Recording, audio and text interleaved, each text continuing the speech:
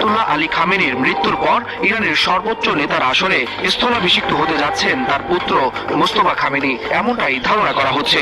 তবে তার অভিষেক মধ্যপ্রাচ্যের রাজনীতিতে এক নতুন ও কঠোর অধ্যায়ের সূচনা হবে বলে মনে করছেন বিশ্লেষকরা।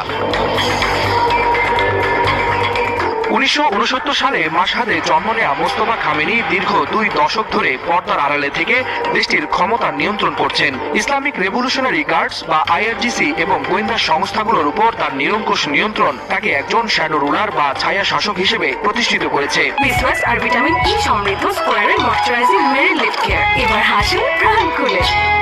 বিশেষ করে 2009 সালের বিক্ষোভ দমনে তাকে কট্টরপন্থীদের কাছে বেশ জনপ্রিয় এবং বিরোধীদের কাছে আতঙ্কের নাম করে তুলেছে। আয়াতুল্লাহ খামেনি যেখানে স্ট্র্যাটেজিক পেশন্স বা কৌশলী ধৈর্যের নীতিতে বিশ্বাসী ছিলেন, মোস্তফা সেখানে সম্পূর্ণ ভিন্ন। সাম্প্রতিক মিসাইল ও ড্রোন হামলাগুলো